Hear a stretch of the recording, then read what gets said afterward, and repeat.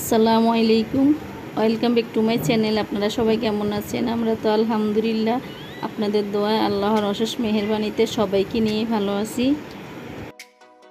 প্রতিদিনের মতো আবারও আজ আরেকটা নতুন ভিডিও নিয়ে চলে আসলাম আপনাদের মাঝে। কিছু মানুষ বলে মেয়েদের খেয়ে দিয়ে কাজ নাই, তো চলুন আজকে কি কাজ করি সেটাই আজকে আপনাদের সাথে শেয়ার করব। আর আমের আচার বানাবো, সেটাও আপনাদের সাথে শেয়ার করব। আমের আচারটা বানাবো টক ঝাল মিষ্টি দিয়ে। এই আচারটা আপনারা ভাত বা বিরিয়ানি খিচুড়ির সাথেও খেতে পারেন। এপাশ থেকে কথা বলতে বলতে আমি কিছু বিছানার চাদর পাউডার দিয়ে বালতিতে ভিজিয়ে রেখে দিলাম। ভিডিও শুরুতে বলে আমার ছোট্ট একটা অনুরোধ, আমার ভিডিওটি যদি ভালো লেগে থাকে লাইক কমেন্ট শেয়ার সাবস্ক্রাইব করে নেবেন, পাশে থাকা বেল বাটনটি বাজিয়ে দিবেন। আমি কোনো ভিডিও ছাড়ার সাথে সাথে নোটিফিকেশন চলে যাবে আপনাদের কাছে, তাহলে সবার আগে আমার ভিডিওটি দেখে নিতে পারবেন।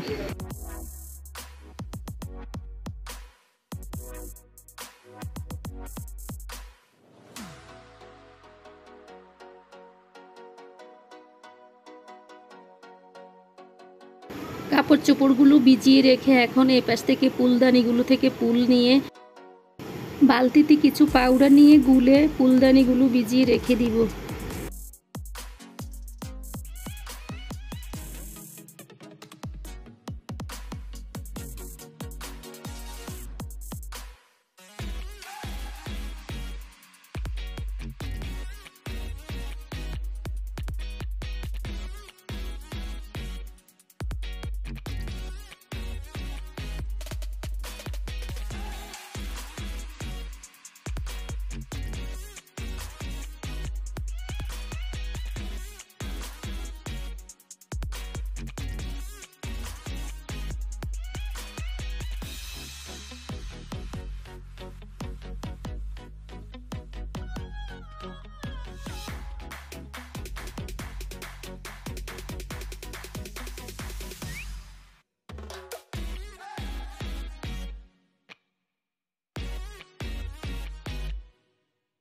সবগুলো ভিজিয়ে রেখে দিলাম। এরপর আমি আস্তে আস্তে সবগুলো জিনিস মুছে নিব। এখন ফ্রিজটার উপরে সবগুলো জিনিস মুছে নিতেছি।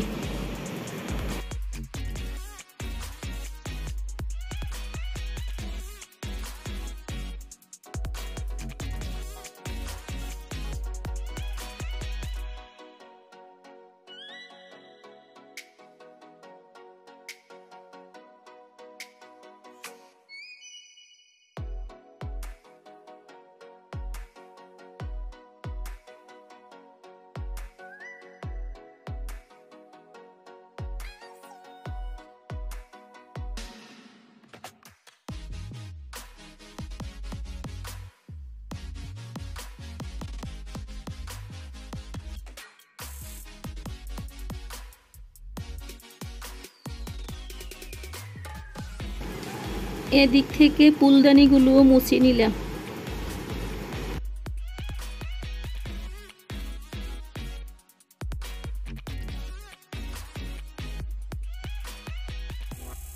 আমি কাজ নিয়ে ব্যস্ত, আর এদিক থেকে আফিফা কি বলে শুনুন সবাই। ভালোবাসি তোমায় বাবা, বুকটা দে যাইছি রে, তোমার কথা হৃদয় মাঝে পড়ছে বারে বারে। প্যানগুলো খুব অপরিষ্কার হয়ে গেল, এক সপ্তাহ পর পর মুছি, তাও খুব ময়লা জমে যায় প্যানের মধ্যে। প্যানগুলোকে সুতি পাতলা কাপড় দিয়ে আগে মুছে নিলাম। এরপর একটা সুতি কাপড়ের মধ্যে কিছু হুইল পাউডার নিয়ে তারপর আবার মুছে নিলাম। এরপর এভাবে 2-3 বার করে পরিষ্কার করে নিলাম।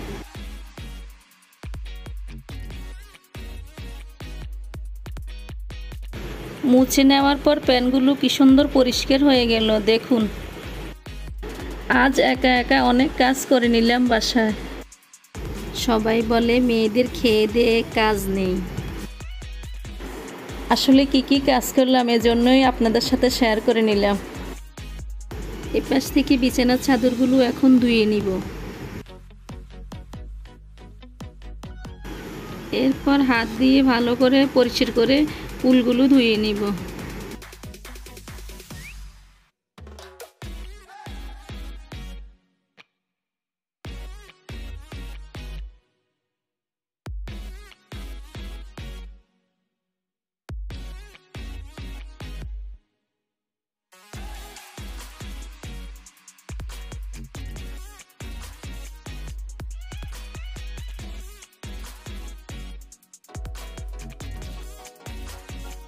ফুলগুলো ধুয়ে নেওয়ার পর রোদ্রে শুকাতে দিয়ে দিলাম।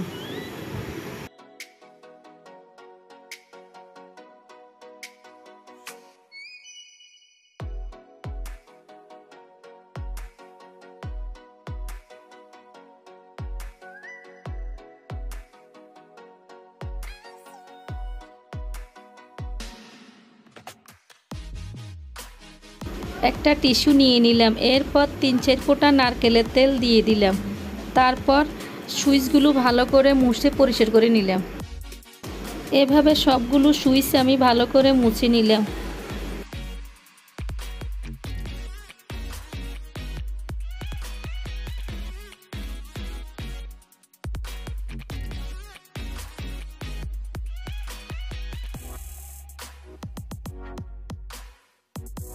সুইচগুলো মোছার পর কতটা পরিষ্কার হয়েছে দেখুন, দেখে বুঝতে পারবেন। এভাবে আপনারা বাসায় মুছে নেবেন, তাহলে বুঝবেন এটা কত সুন্দর দেখা যাচ্ছে। এখন আচারের জন্য আমগুলো চামড়া ফেলে কেটে ধুয়ে পরিষ্কার করে নিয়ে টুকরো টুকরো করে একটু লবণ দিয়ে রোদ্রে শুকাতে দিয়ে দিলাম। আচারের মধ্যে কি কি উপকরণ দিব সেটাই আপনাদেরকে দেখিয়ে দিব। গুঁড়া মরিচ 1/2 চামচ, জিরা 1/2 চামচ, পাঁচফোড়ন 1/2 চামচ, শুকনো মরিচ 6-7টা দিয়ে দিব। এরপর একটা তাপা চুলা বসিয়ে তাপার মধ্যে এগুলো ভেজে নেবেন হালকা করে। এখানে 2 কেজি আমের জন্য আমি এগুলো উপকরণ নিয়ে নিলাম, আপনারা চাইলে বাড়িয়ে কমিয়েও নিতে পারেন।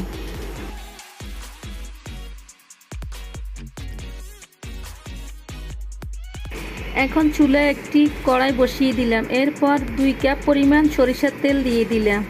চুলাটা লো হিটে রেখে সরিষার তেলগুলোকে গরম করে নিতে হবে।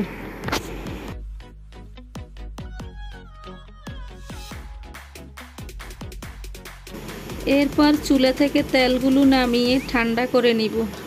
ঠান্ডা হয়ে গেলে আদা রসুন পেস্ট 1 চামচ দিয়ে 2-3 মিনিট ধরে ভেজে নিতে হবে, যেন কাঁচা গন্ধটা চলে যায়।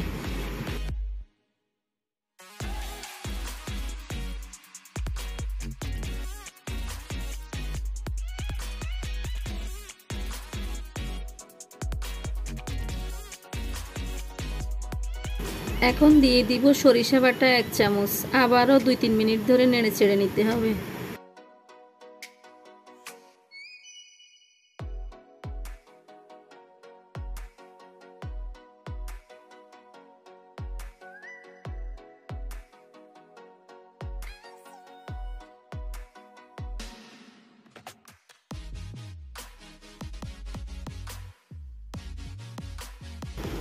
তেলগুলো থেকে কাঁচা গন্ধটা চলে গেল, এখন আমগুলো দিয়ে দিব।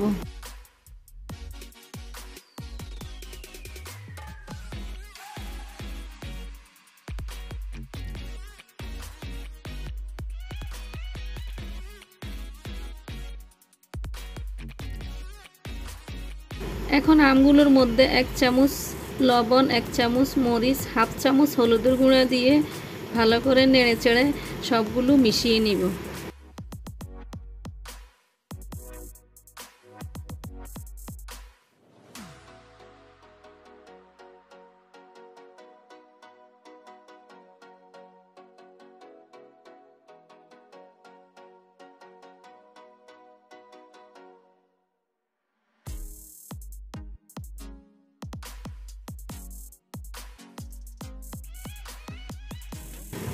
মিশানো হয়ে গেলে আখের গুড়গুলো দিয়ে দিব, এরপর আবারও নেড়ে ছেড়ে এভাবে মিশিয়ে নিব।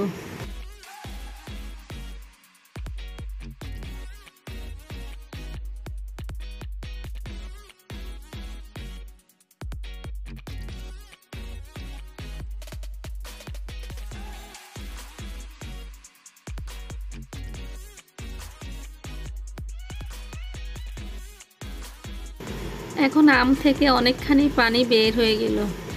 এভাবে আমি চুলাটা লো হিটে রেখে পানিগুলো শুকিয়ে নিব।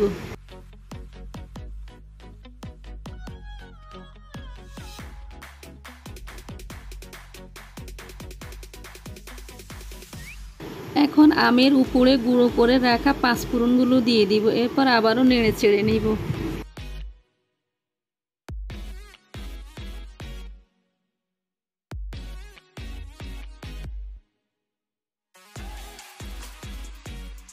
এরপর আবারও দিয়ে দিব শুকনো মরিচের গুঁড়াগুলো। এরপর আবারও নেড়ে চেড়ে নিব।